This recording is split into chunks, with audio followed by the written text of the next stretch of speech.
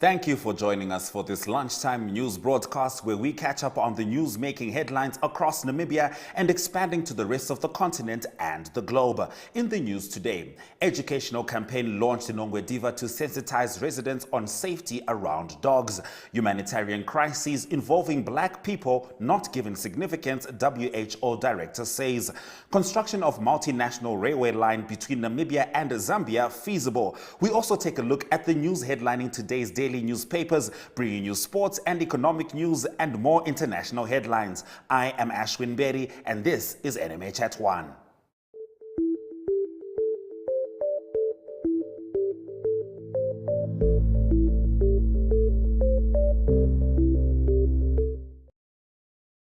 In today's midday news update, the city of Windhoek has announced that it has successfully concluded drilling a borehole at Farm Okukuna, which was approved at Koryangab-based farm to promote food and nutrition security. The borehole is one of several infrastructure improvements made on site to ensure a consistent and adequate water supply for all agricultural activities. More than 100 individuals benefit from the farm's fresh produce consumed in households, old age homes, and soup kitchens. The city expressed its gratitude to the United Nations Development Programme for supporting the project through the Build Back Better program, an initiative aimed to empower vulnerable people to grow their own food. We return with today's visual news clips. Stay with us. Have you received a loan from NSFAF? NSFAF loan is the same as any other loan. It must be paid and settled. NSFAF has a set of guidelines on how you can repay your loan and become debt-free. Therefore, it is important that you, a former beneficiary and a responsible Namibian, show your patriotism by helping pay back your loan and thus helping NSFAF become a revolving fund for the benefit of future potential students. By failing to pay back your NSFAF loan, you risk being blacklisted or having a court order against you. So arrange with the fund to pay back your loan today. For more information on how you can repay your loan, visit our website at www.nasfaf.na or visit our Facebook page or Twitter. Do the right thing and hashtag #paybackthemoney.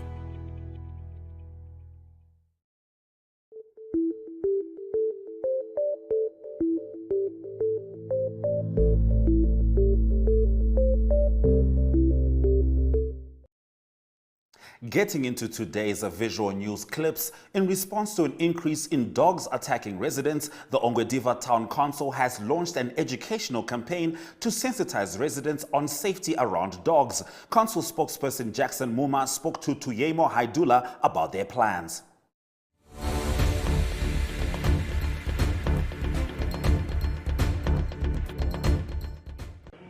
From January to February 2022, Ongwediva Town Council has received reports of dog attacks amounting to 5, and that brought a concern. The council then engaged stakeholders, that is SPCA, NAMPO, community members, and veterinaries. So we converged and we had discussions on what should be done. And as such, several points were raised, and we reached consensus on certain issues that should be done. Number one is that dog owners in Ongwediva should make sure that their dogs are within the confinement of their yards, and the dogs should be vaccinated, especially against the rabies, so that at least we have a safer environment. The council will also visit schools and other institutions, especially where we have kids, so that we can teach them or educate them on how to handle dogs. In fact, we have reports that some of the school-going children, they throw stones and some objects to dogs when they're in the yard, and in the process agitates them and led them to be violent. So as such, we are vested with the responsibility to educate the public. And also, we would also want dog owners from villages around.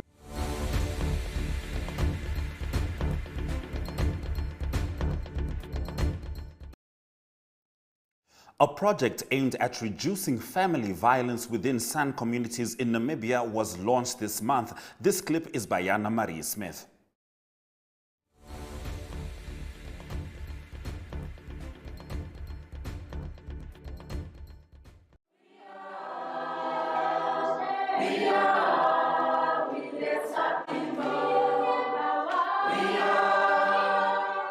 Last week, the Women's Leadership Centre, in partnership with the Embassy of Finland, launched a new project titled Reducing Family Violence in San Communities. The project is being implemented by community leaders, women and men, in 6 San communities across Namibia. The project launch was preceded by a training workshop for community leaders on all forms and types of family violence, the impact of family violence, the causes, attitudes, behaviors, and cultural norms that are driving family violence in San communities. Project leaders were also educated on conflict resolution skills and strengthening cultural pride as a protective factor against violence. We are not violent people, but for now, we are living within violence ourselves. Or today, there are many types of violence which we are experiencing in our community. Domestic violence, or gender-based violence, violence against children, elderly, and the people who are disabilities. This has impacted us negatively because at times we feel we are not reaching other parts of what we want to do. There's a lot of teenage pregnant kids, leading to kids being dropped out of school. And our women are silenced, our parents, they are silenced, they are afraid to speak out because they are excluded in decision makings. They are not given a chance to express how they feel.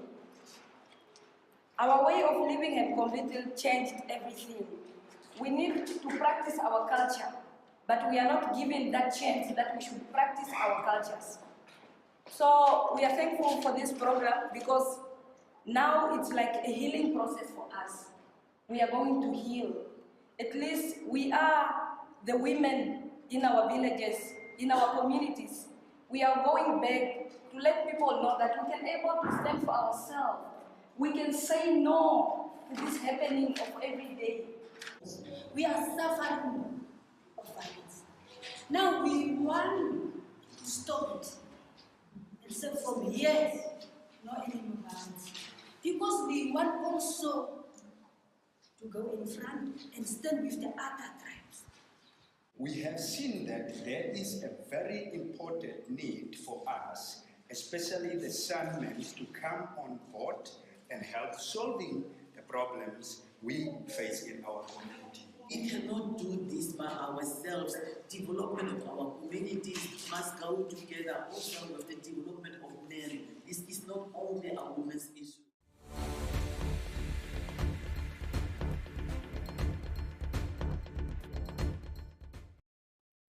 Now, if you do not have travel plans, maybe these events might spark your interest as Chill's Michael Kayunde recommends what is on the weekend guide.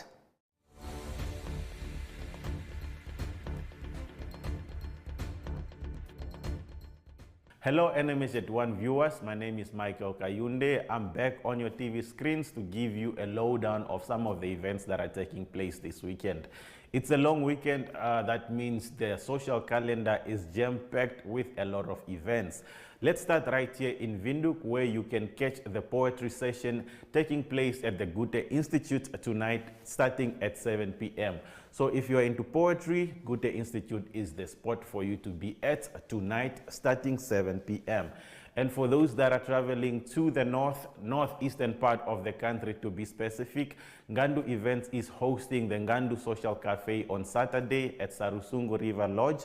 It will be a day event that will also be followed with musical performances in the evening. The performances will be headlined by Sally Boss Madam.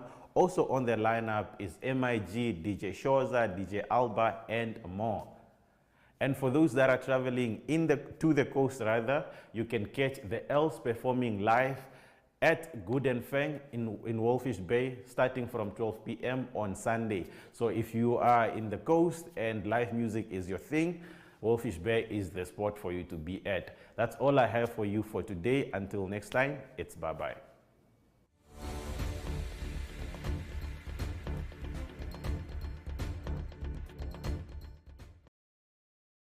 When we return, we'll be taking a sneak peek inside Namibia's daily print publications. But first, a quick break. Today, sign up for ultra-fast fiber with the convenience of mobile LTE. That's 2 products in 1 bundle. It's new, it's 1 bill, and you can stay connected in more than 1 location. For more information, visit paratus.africa/NA. Always prepared. Paratus.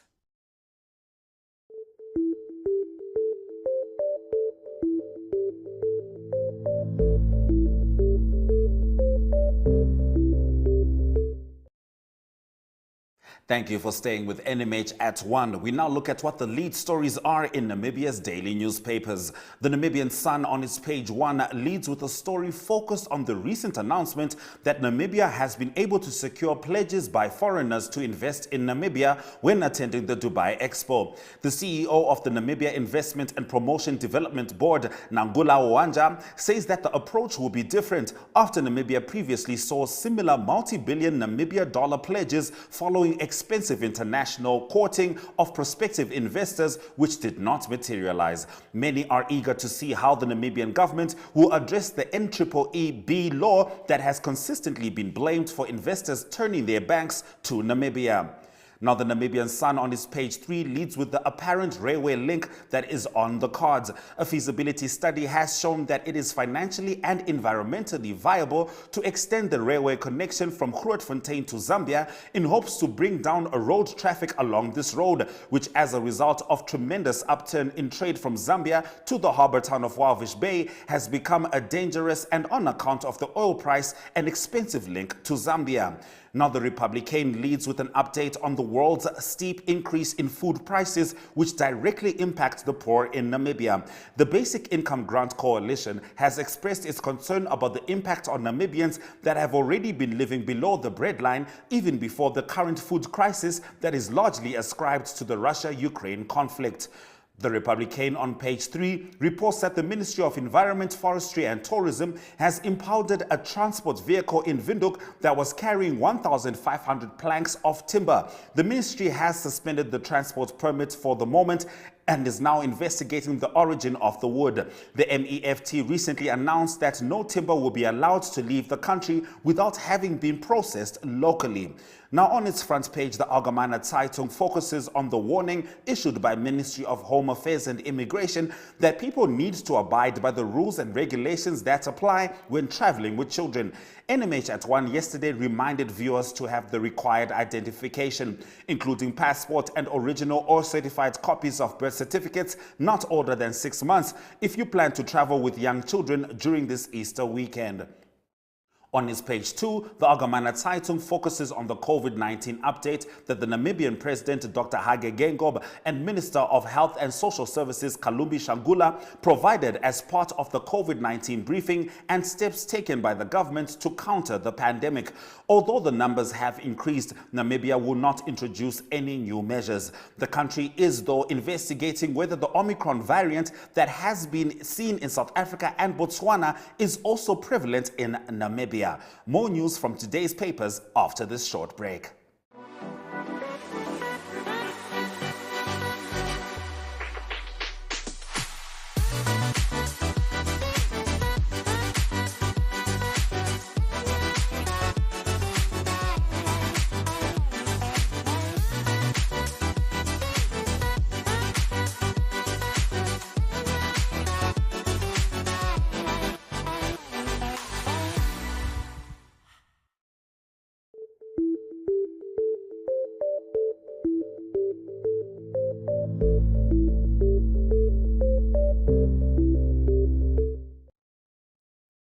Getting back into today's newspapers, the Namibian on its front page leads with a report that suggests that the Namibian Deputy Prime Minister and Minister of International Relations and Corporations, Netumbo Nandi-Ndaitwah, seems to have reached what the Namibian calls her moment of truth. The Namibian reports that Nandi-Ndaitwah is the favorite of former President Hifikepunye Pohamba, who backs her to become the next Namibian presidential candidate of the SWAPO party. She is now poised to receive the blessing of the current incumbent, President Hage Geingob. On its page 3, the Namibian reports on a sad story. Two brothers that are mentally ill have degenerated to a point where one of them actually turns extremely violent. This results in the family constraining him by tying him to a chair with what seems to be a metal strip. The problem is that they have no one to turn to in order to solve the issue. The New Era leads with a look at the apparent presidential candidates for the ruling party SWAPO, Netumbo Nandi-Ndaitwah, the Popular Democratic Movement, McHenry Venani, the Landless People's Movement, Bernard de Swartboy, and the Independent Patriots for Change, Panduleni Itula. The paper also focuses on the first preparations taken by the parties in their bids to win the next presidential and parliamentary elections in 2024. On its page 3, the New Era reports that the College of the Arts is in the limelight on the account of $2 million Namibian that has been misappropriated. It seems as though lecturers have been appointed and paid out of funds that were supposed to be allocated for the acquisition of learning aids. The appointment of these lecturers allegedly did not feature in the budget, which froze all the assets of the cryptocurrency trader CBI Exchange Namibia, owned by Connie Botha. Botha is allegedly suing Bank of Namibia to the tune of 500,000 Namibian dollars per day, and in his personal capacity demands damages to the amount of 5 million Namibian dollars. Market Watch today focuses on the substantial increase in the cost of living, with the Bank of Namibia having increased its repo rate by 25 basis points from 4% to 4.25%. This is in part to counter inflationary pressures, yet it too adds to the economic costs that consumers have to face. Sticking with economic news, a study has shown that the extension of Zambia's rail network into Namibia is feasible. We share more on this after the break. Got me feeling fresh.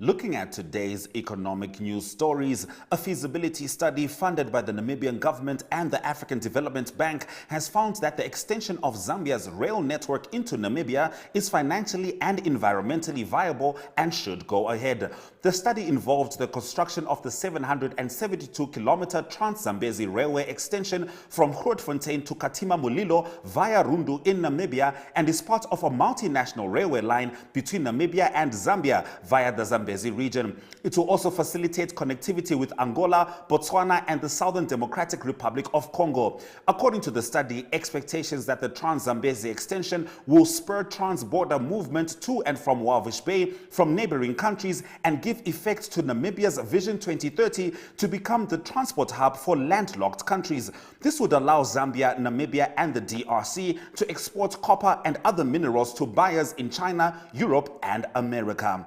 In our next story, the Namibia Revenue Agency has suspended 4 of its employees over a tax refund scheme through which the agency lost at least 15 million Namibian dollars.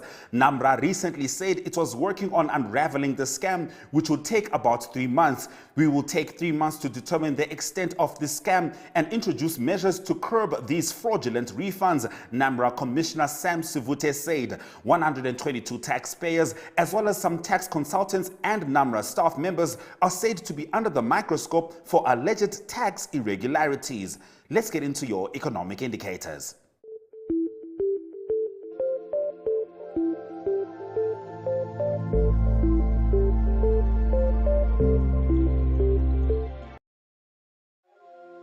The Namibian dollar maintains its value against the Chinese yuan while dropping against other major currencies. Namibia Breweries Limited shares now cost 0.04% less on the NSX. Trustco Group Holdings shares have plummeted significantly, dropping by 23.7%. All major commodities have shot up in price, Brent crude oil by 3.88%. Now in Ethiopia, health officials have revealed that patients at the flagship hospital in Ethiopia's embattled Tigray region are dying due to shortages of life-saving drugs and oxygen. Stick around for the full story after the break.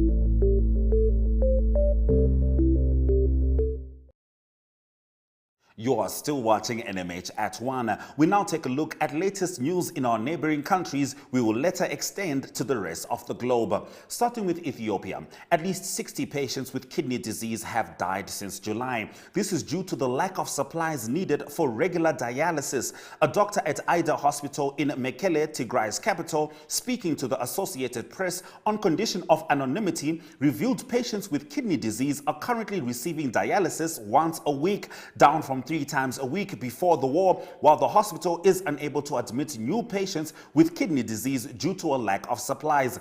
Another 81 patients have died directly because of a lack of oxygen since the conflict between the federal government and the Tigray People's Liberation Front erupted in November last year. More than 90% of Tigray's 6 million people require humanitarian assistance. Some shortages have been alleviated by aid flights operated by the World Health Organization and the International Committee of the Red Cross, which have flown 438 metric tons of medical and nutrition supplies since late January. However, these supplies represent just 4% of what's required, according to experts.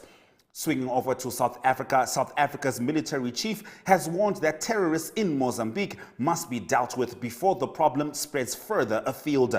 The South African troops are part of the 16-nation Southern African Development Community mission to support Mozambique in its battle against jihadism in the northern province of Cabo Delgado, which started July last year.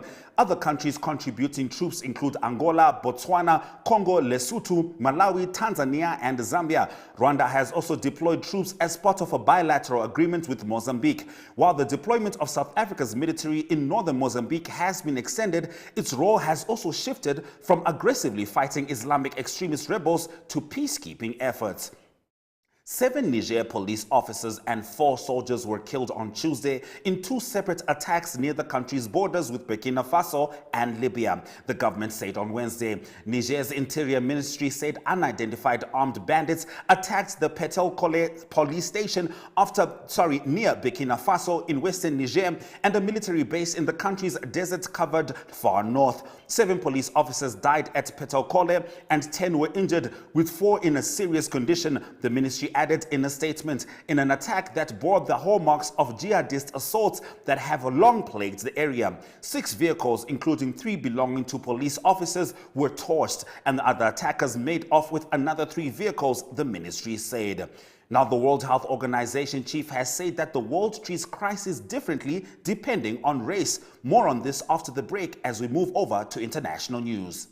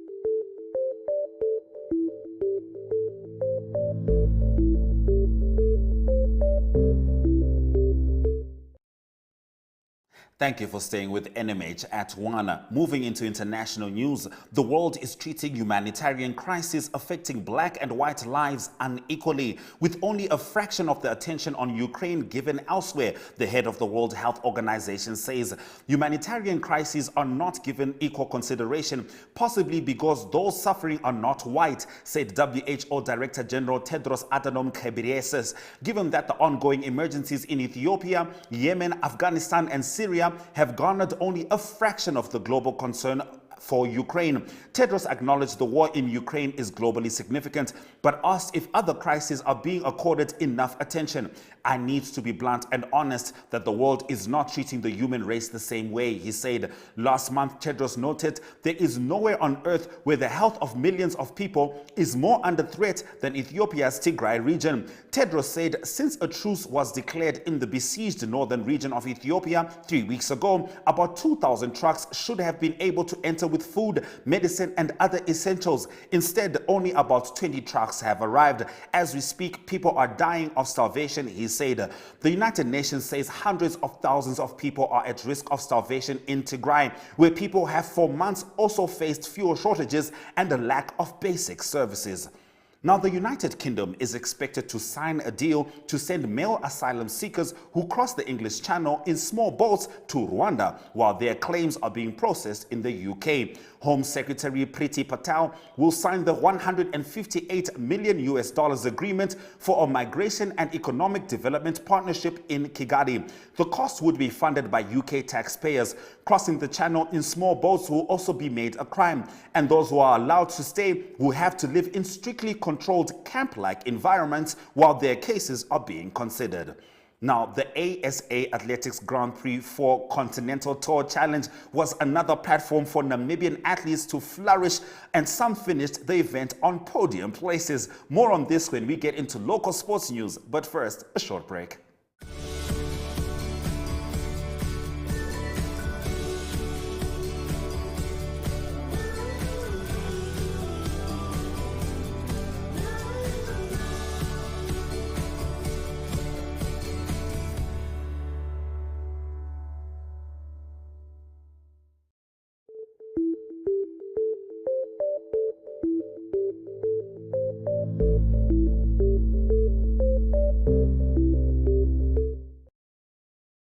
Heading into your local sports stories, Namibian athletes performed well at the ASA Athletics Grand Prix 4 Continental Tour Challenger at Hermiston after some finished at the event at podium places. Men's triple jump star Roger Haitengi took a silver medal with a jump of 15.93 meters in an event won by Ethan Oliver, who managed 15.94 meters to take the gold. Ryan Williams took the men's bronze in discus throw with a distance of 55.30 meters. And Ivan Danny Geldenhuis finished fourth in the 400-meter, clocking 46.96, while David Dam was eighth in the 800-meter races, clocking a personal best of 1.52.12.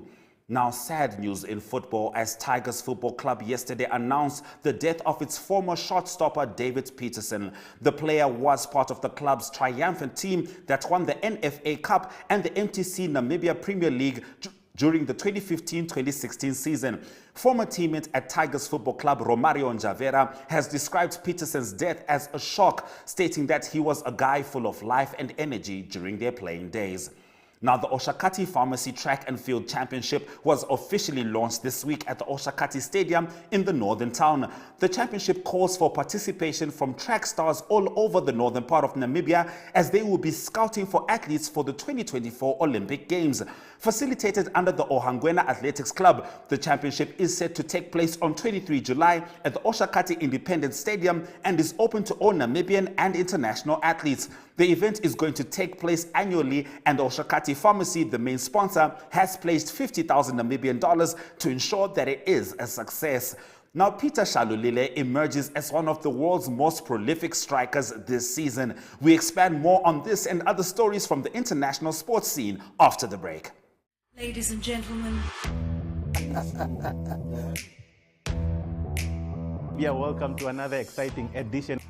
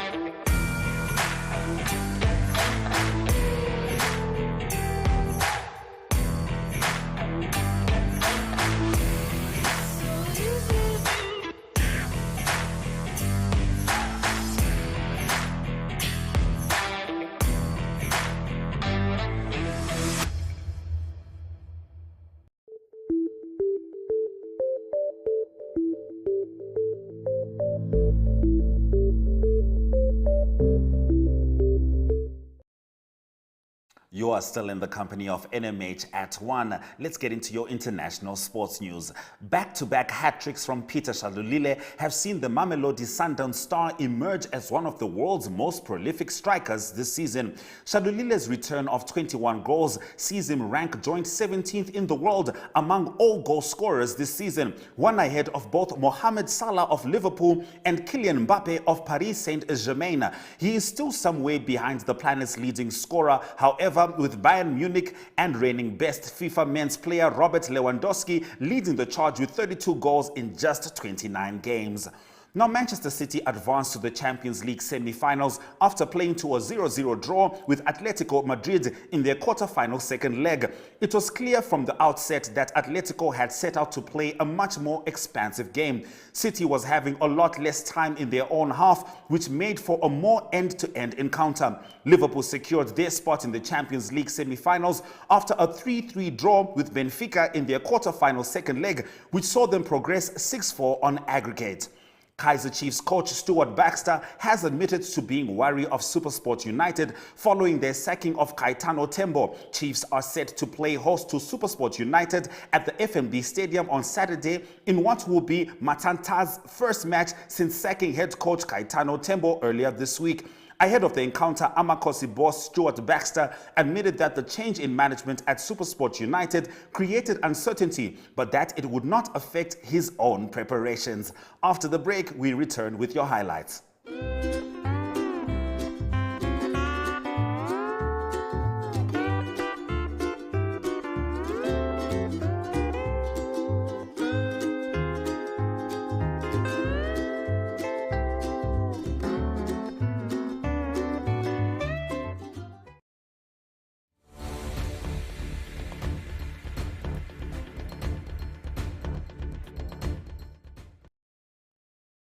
Thank you for staying with NMH at 1. Here are some of the highlights from today's broadcast. The city of Windhoek has announced the successful conclusion of a borehole drilled at Koryanga-based farm Okukuna, which was approved to promote food and nutrition security.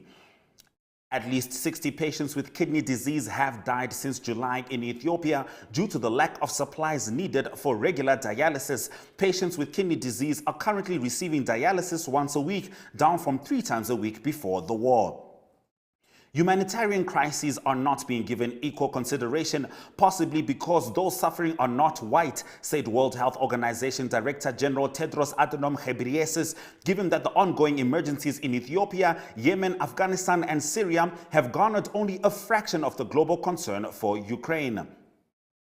Back-to-back hat-tricks from Peter Shalulile have seen the Mamelodi Sundowns star emerge as one of the world's most prolific strikers this season. Shalulile's return of 21 goals sees him rank joint 17th in the world among all goal scorers this season, one ahead of both Mohamed Salah of Liverpool and Kylian Mbappe of Paris Saint-Germain.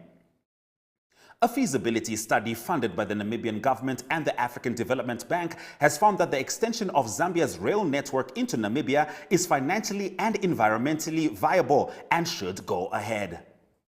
Those have been your highlights. Thank you for staying with NMH at 1 and spending your lunch with me, Ashwin Berry. Remember to tune in on Tuesday and the rest of next week at 1 p.m. as we take you through the latest happenings in Namibia and beyond. Stay with us for a compilation of news from across Namibia in a regional review segment, and have a great Easter weekend.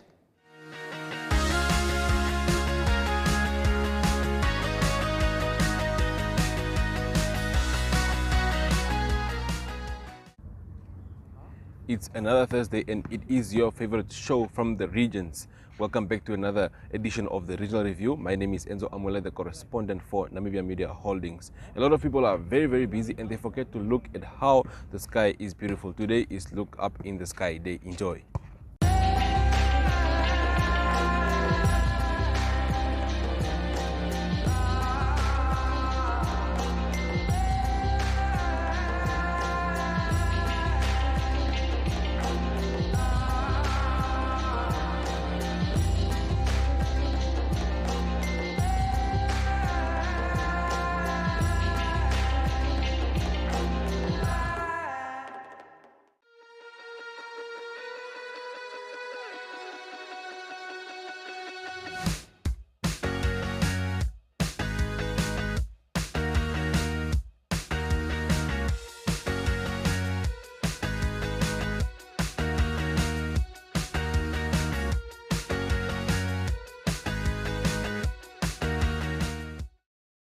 the most important thing about this initiative is that they are all free.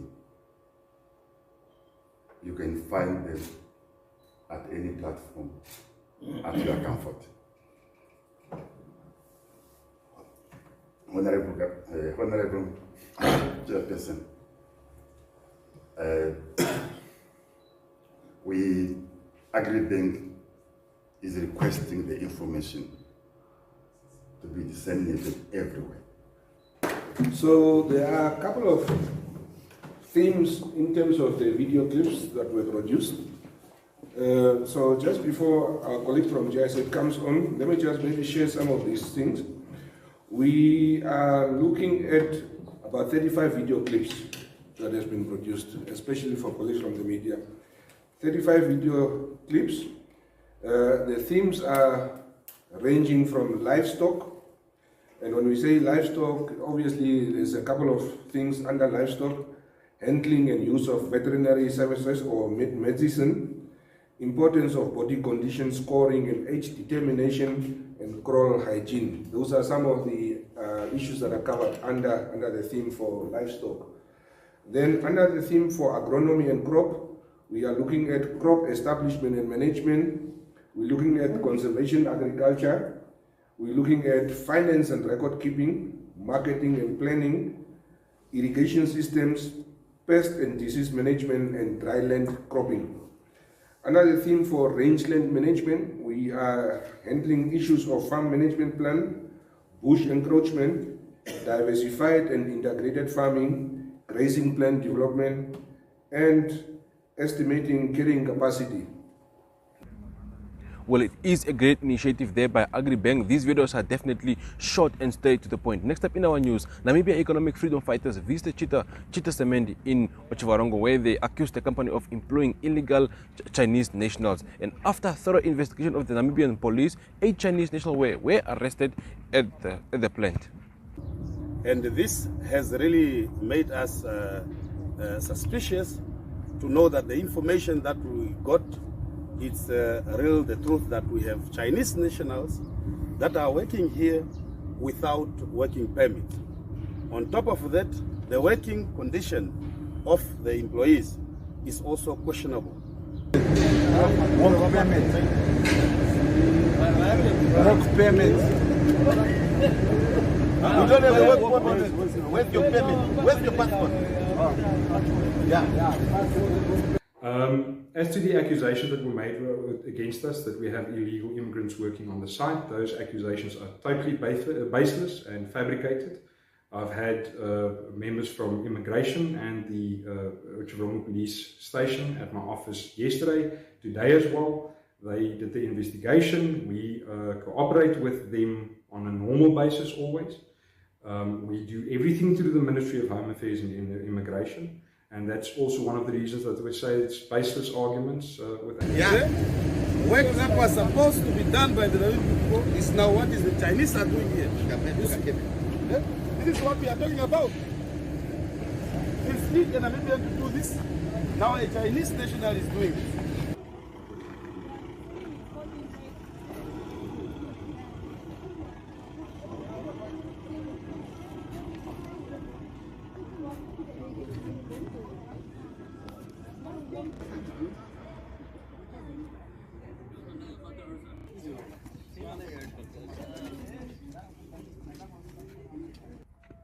Well, these Chinese nationals were arrested for violating the Immigration Act. Next up in our news, Central Giant of electricity supply in the Central North, Senorate, has commissioned a 33 kV line in Mangeti Dune. The project was fully funded by the Ministry of Mines and Energy at the cost of 40 million.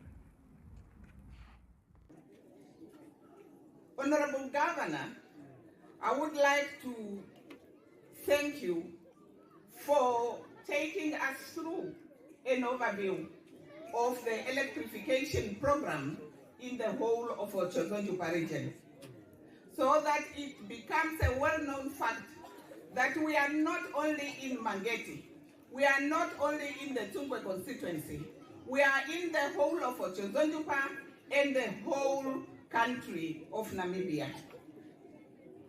We are gathered here today at Mangeti June settlement to celebrate the service delivery, marking the successful completion and to commission the Omangeti June electrification project.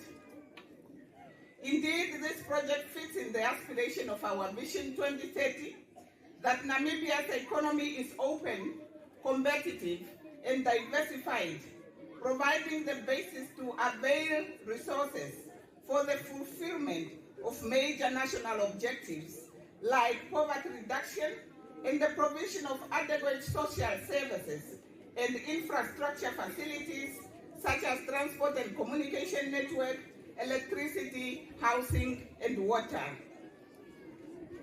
Goal number 7 of the Sustainable Development Goal calls to ensure access to affordable, reliable, sustainable, and energy for all. This project will lead to new economics and jobs, empowerment of women, children, and youth, better education and health, equitable and inclusive communities, and greater protection from and resilience to climate change. This afternoon, at this very auspicious occasion, which marks a very important milestone in the life of the community of Mangeti June and the Chumkwe constituency in general. Chumkwe constituency has been lagging behind in many aspects development for a quick sometimes due to its remoteness and vast area.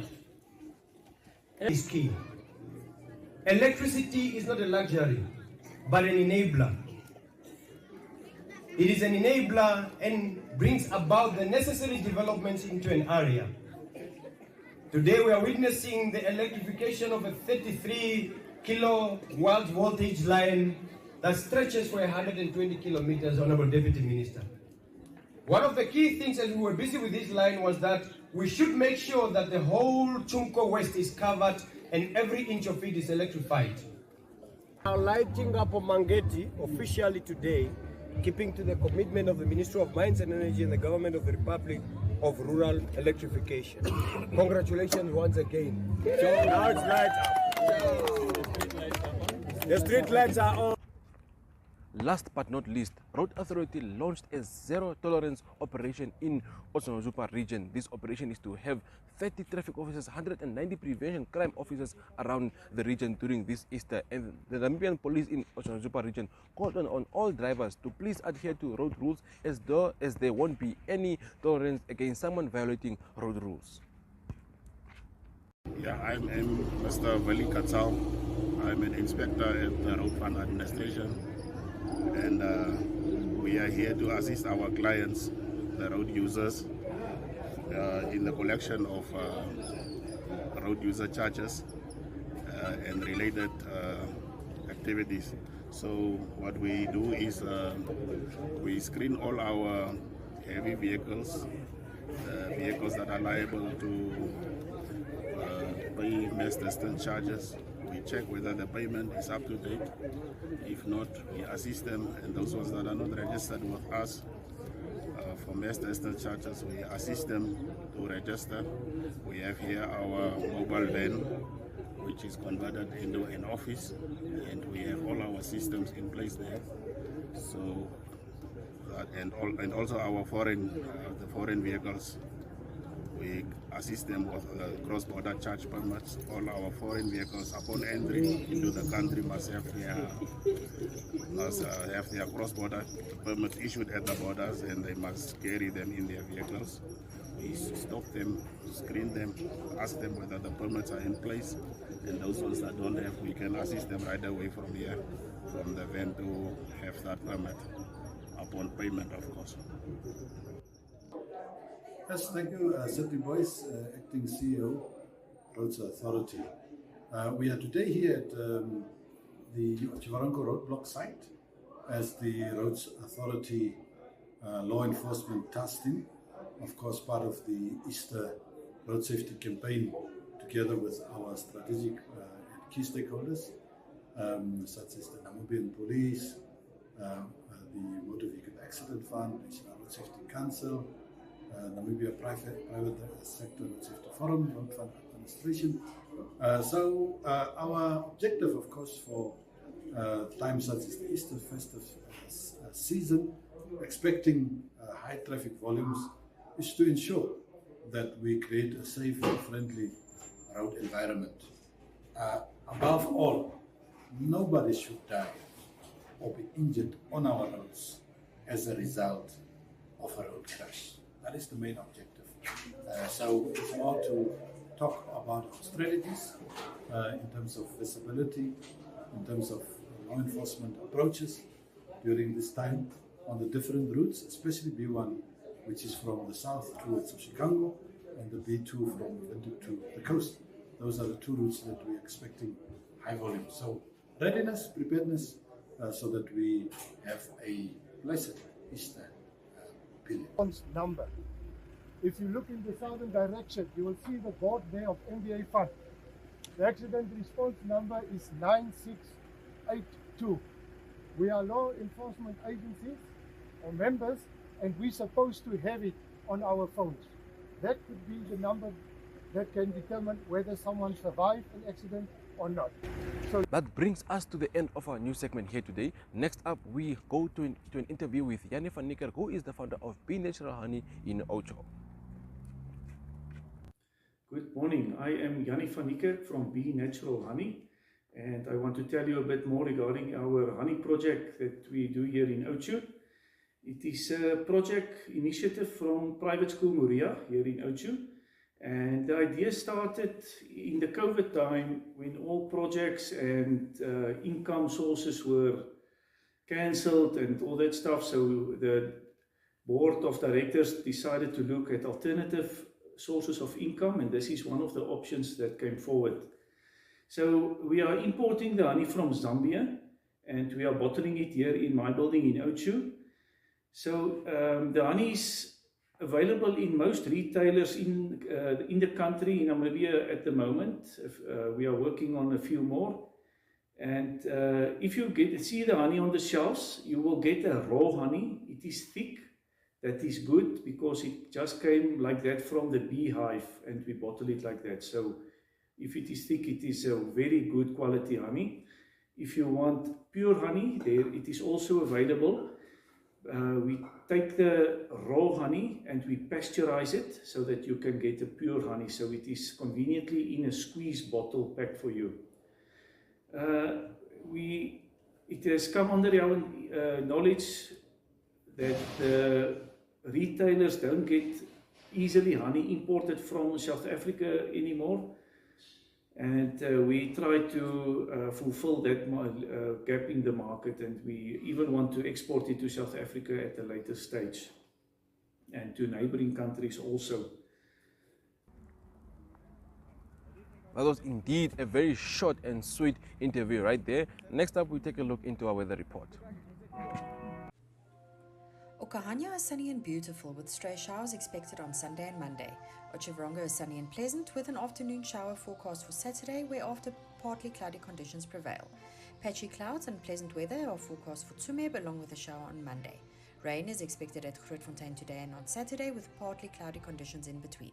Okakarara is sunny and beautiful at the moment with some rain expected on Saturday and Monday. Have a blessed Easter. We'll see you again on Tuesday.